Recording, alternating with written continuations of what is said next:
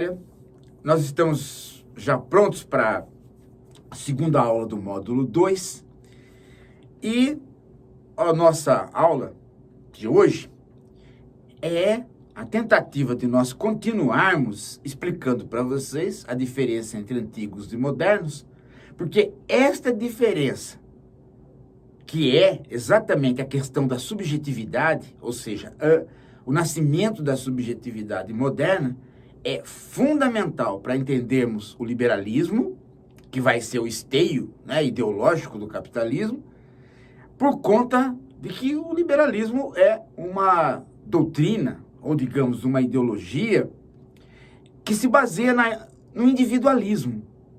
E que, portanto, para você ter um indivíduo, né, no sentido das leis liberais, você precisa ter um indivíduo subjetivamente composto. Bem, na aula passada, eu fiz uma comparação entre uma proto-subjetividade socrática e uma subjetividade já cristã. E mostrei para vocês, através da relação do daimon do Sócrates com o daimon de Jesus, que o daimon do Sócrates não conversa com ele, enquanto que o daimon de Jesus conversa com ele. Então você percebe que Jesus introduz, os evangelhos, o novo, introduz alguma coisa, né, que é uma relação interna, um tipo de reflexão que você não encontra no Sócrates. Isso não quer dizer, gente, que o Sócrates não reflita. O problema é a descrição. Quando o Platão descreve o processo de reflexão, ele não descreve como sendo reflexão, ele descreve como sendo um diálogo entre o daimon e Sócrates, ou entre o daimon e um amigo que ele tem em casa. Então, o processo de descrição não pressupõe um falar consigo mesmo. Mas é claro que o falar consigo mesmo do Sócrates é igual ao nosso. Bem, ou quase. Agora, quando você tem Jesus, também é uma forma de diálogo. Mas claramente é um diálogo mesmo. O daimon de Jesus conversa com ele, põe questões e cria algo que os antigos gregos não têm. Qual? O drama. Como decidir as coisas. Como refletir estando prenhe de dúvidas sobre que caminho seguir. Ou seja, começa a nascer o drama interior. O eu enquanto um processo de drama interior. E isso vai culminar no romance, que é uma narrativa tipicamente moderna. Até aí tudo bem. Nós temos que dar um passo a mais nisso. E agora introduzir uma relação que não é só o drama interior, que não é só a culpa, mas é também uma ligação que os gregos não faziam entre o amor e a alma.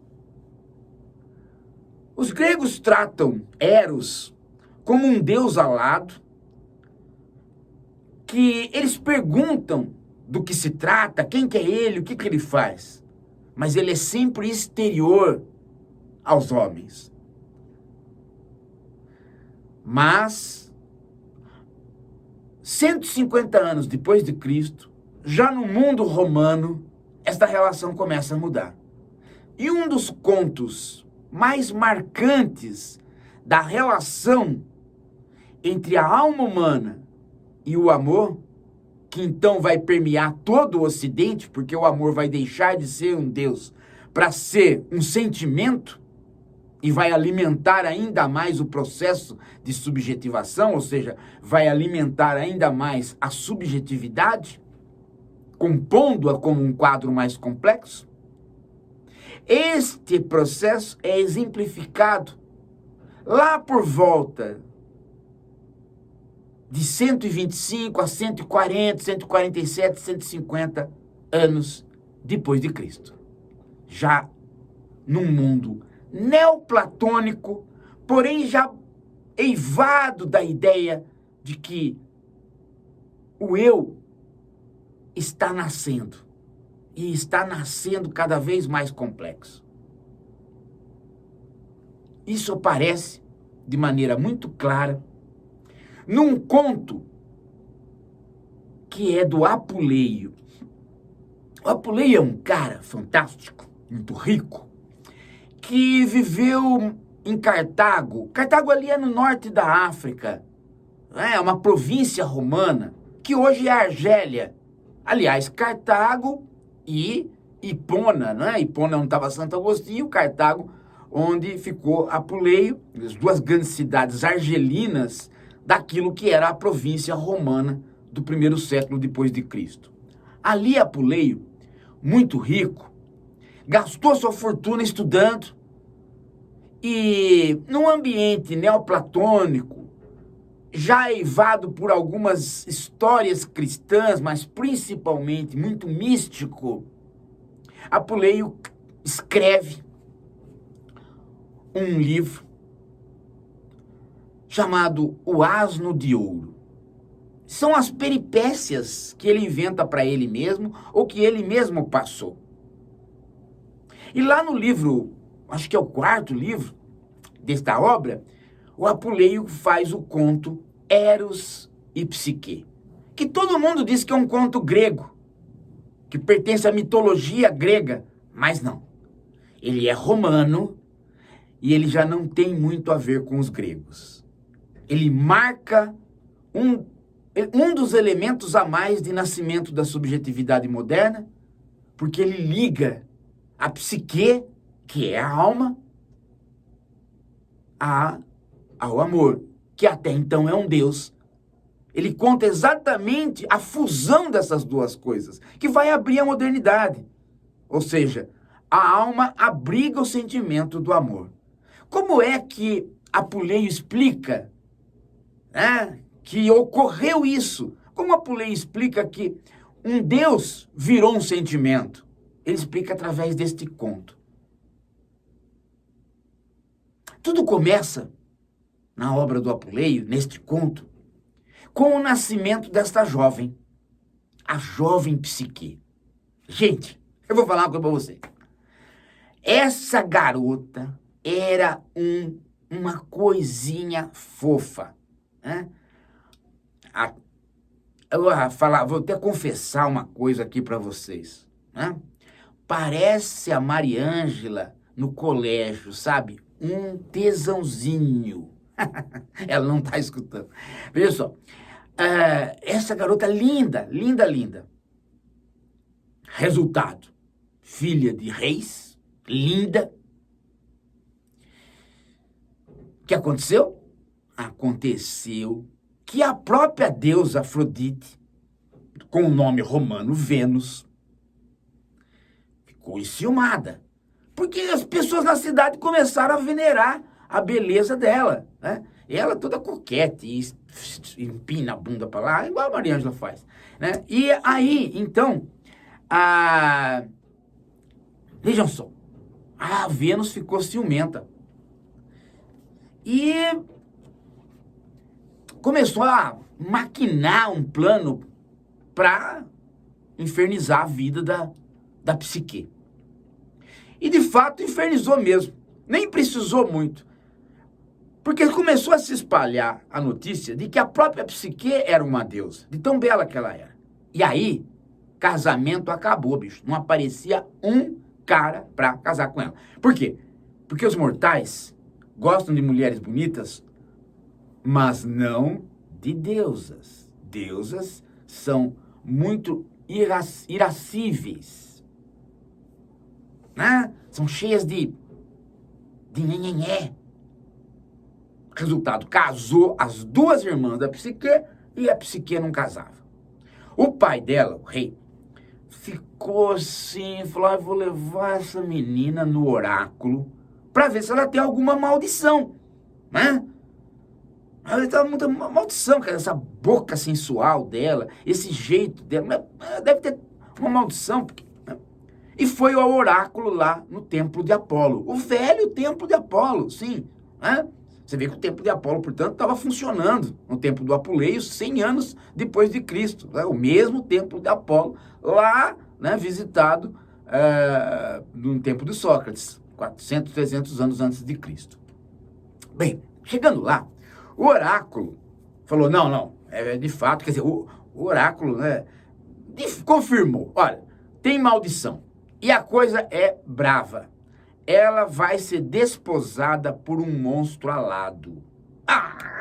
Um monstro alado, não, Deus. O rei ficou desesperado. Ele falou assim, mas eu tenho uma solução para ela. Leva ela até os rochedos e lá, Zéfiro, o vento, vai se encarregar de ajudá-la. Bom, não deu outra, né? O rei fez aquilo, o povo todo acompanhou numa procissão, né? E lá foi a Psique para os rochedos e lá ela ficou. Quando veio o vento, o povo correu, o rei correu e o Zéfiro levou a Psique embora. E a depositou em frente a um castelo enorme, longe dali. Vozes que não tinham corpo, seguraram a Psique e a levaram inebriada para dentro do castelo. E lá estava o seu marido, que ela não pôde ver, porque o castelo era escuro. E à noite, ela estava ali esperando para ver o que acontecia, né? Não enxergava nada. De repente veio um toque especial, que no começo ela apavorou, mas depois ela foi se soltando. E o marido ali, naquele casamento estranhíssimo, que ela nem conhecia o marido, ele a possuiu. Psique achou aquilo fantástico, né? Fantástico. Aliás, ela quase pediu música no Fantástico, porque ela queria mais uma vez, mais 2 vezes. Quando ela deu 3 vezes, ela pediu música no Fantástico. Resultado disso, ela ficou completamente apaixonada pelo marido que ela não conhecia. E sempre muito bem tratada no palácio. E numa noite, essa voz que a possuía, né? Esse marido gostosão, ele disse para ela, olha, eu sempre vou ser muito fiel a você, você sempre vai ser muito feliz. Mas tem um detalhe, jamais tente ver o meu rosto. Por quê? Porque, na verdade, Eros, ela tinha casado com Eros, com o Cupido. E ele era um monstro alado. E ele realmente seria um monstro para ela, porque ele estava ali para infelicitá-la, amando de Vênus, amando da Afrodite, mãe dele. Mas ele não conseguiu fazer isso. Ele se apaixonou pela garota e esqueceu que a mãe mandou ele infelicitá-la e a tratou muito bem e iam ser muito felizes.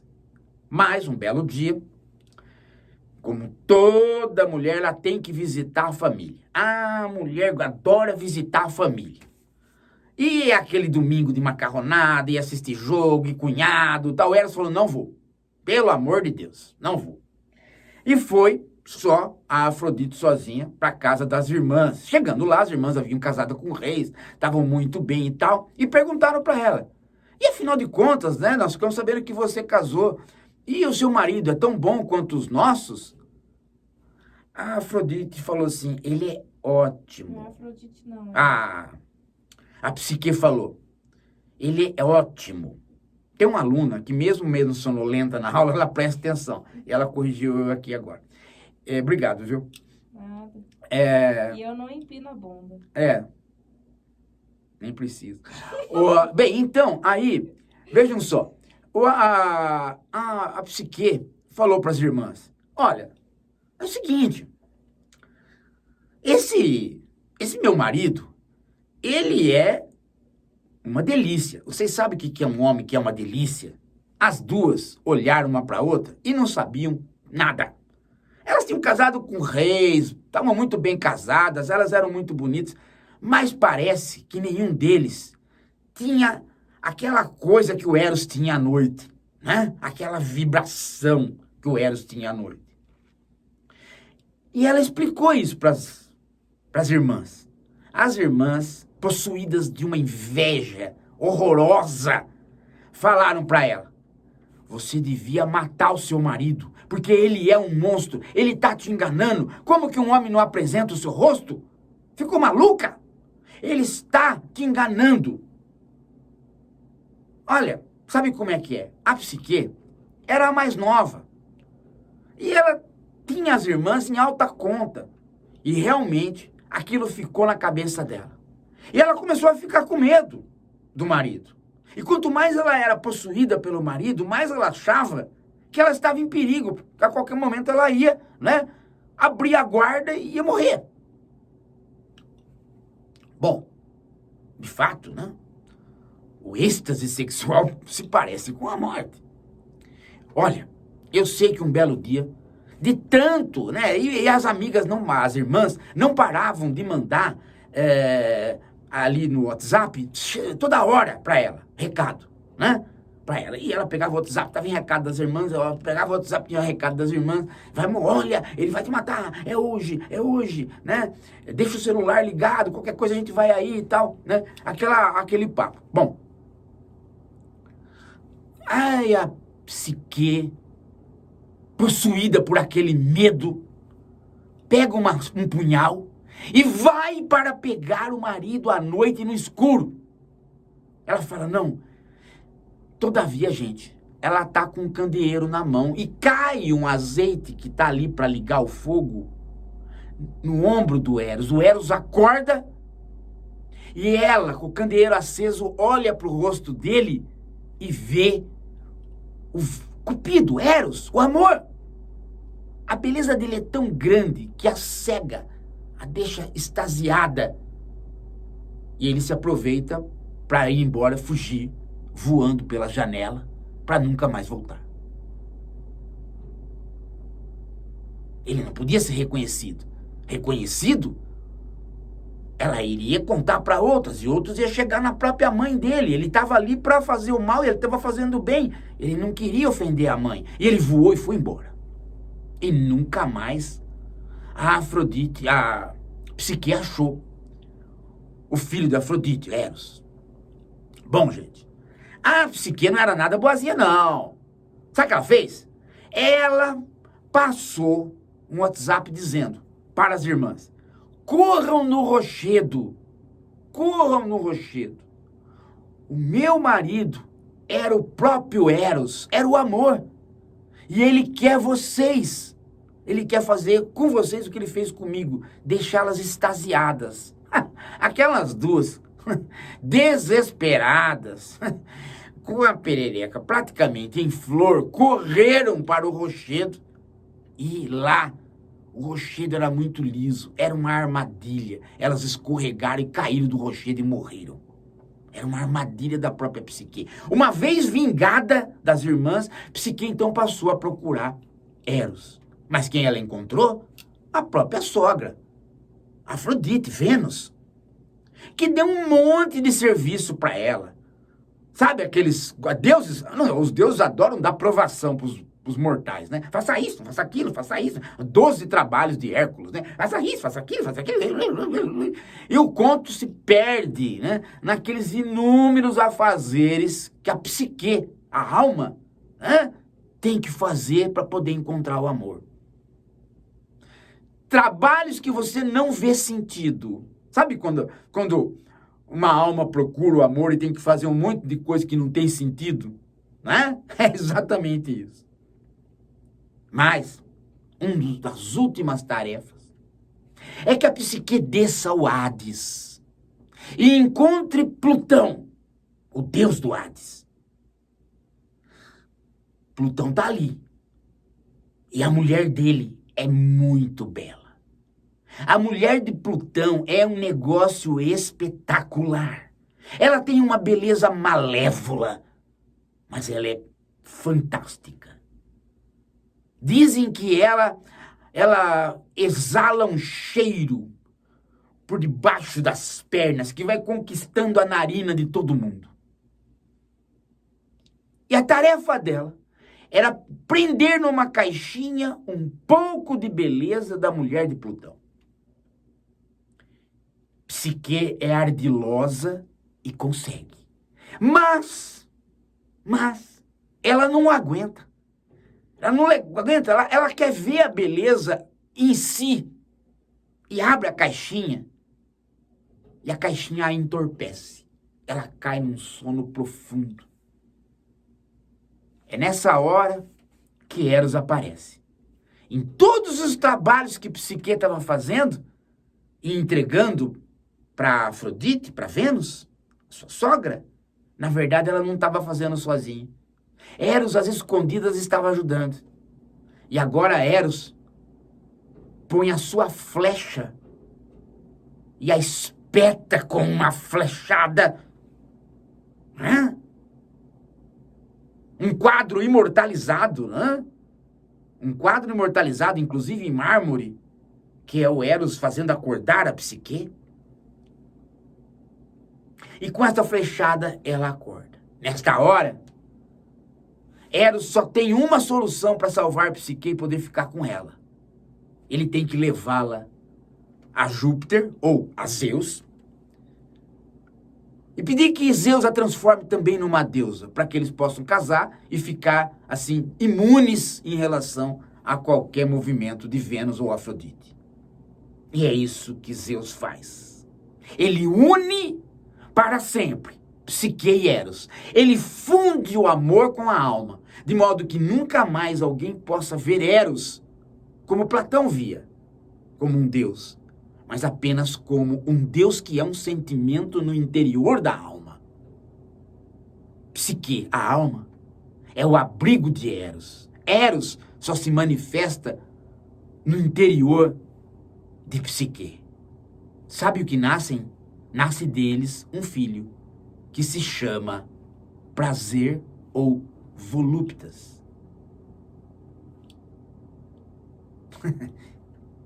E é isso. Parece que é como se Apuleio estivesse apreendendo o momento em que Roma absorve os deuses gregos e os deuses gregos perdem a condição de deuses e se transformam em elementos dos sentimentos, elementos internos à alma. Eros agora não é mais um deus fundador.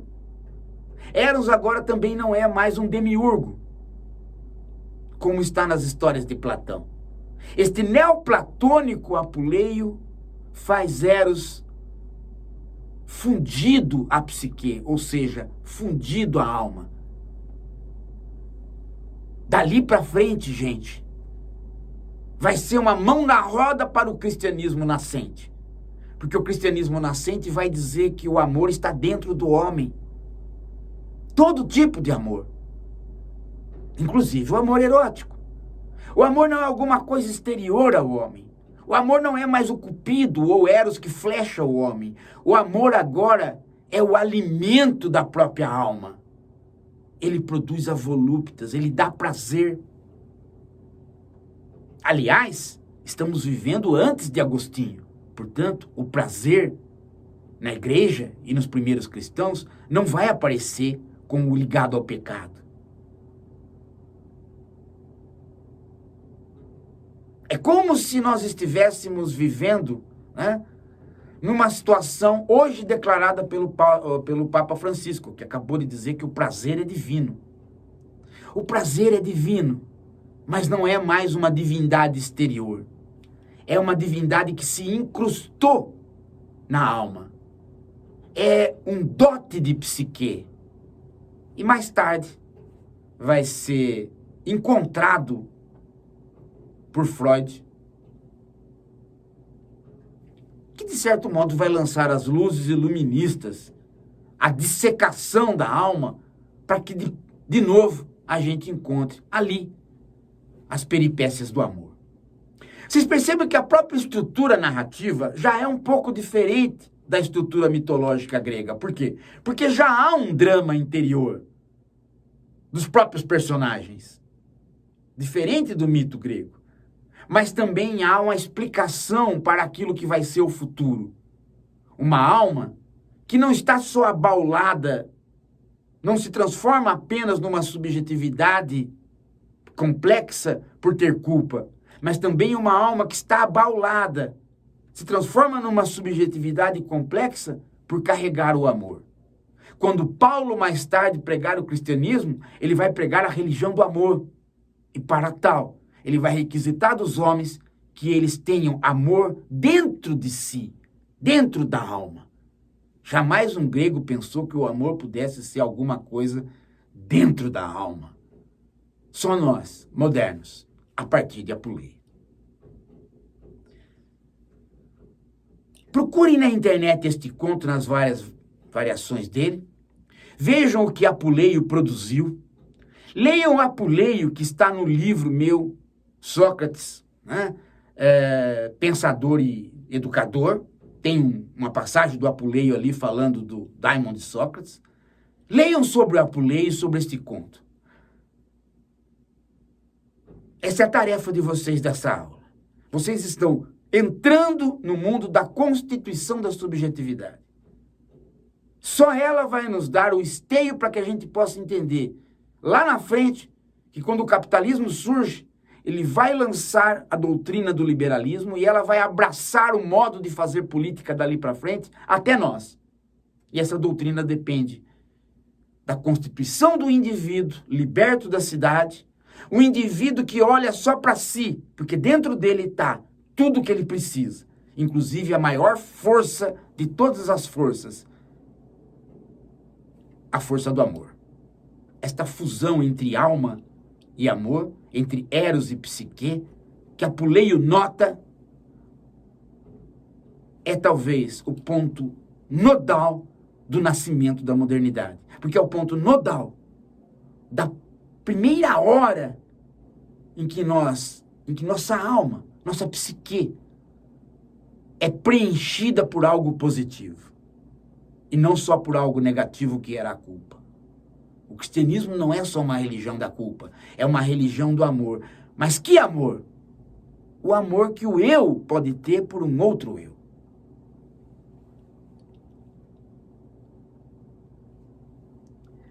Gostaram? Então dá o like, passa essa aula para frente. Comentem esta aula aqui embaixo. Não deixem de ver a bibliografia da aula. E saibam que vocês, para receber as coisas do canal, das aulas, do curso, vocês têm que estar, né, no Telegram. E o endereço do Telegram está aqui embaixo também. Ok? Este curso é um curso caríssimo, gente. Caríssimo. Ele foi pago por vocês no passado. Pai de vocês, avô de vocês pagaram impostos para o Brasil. O Brasil formou vários pensadores, vários professores, inclusive eu. Eu estudei por conta disso. Chegou a hora de devolver com este curso. Espero que vocês estejam gostando. Quando terminar o módulo 2, também vamos fazer live para tirar dúvida. Agora, não pense que você vai aprender o que é política por este curso sem ler, sem estudar. Só de orelha não dá. Daqui a pouco a gente volta.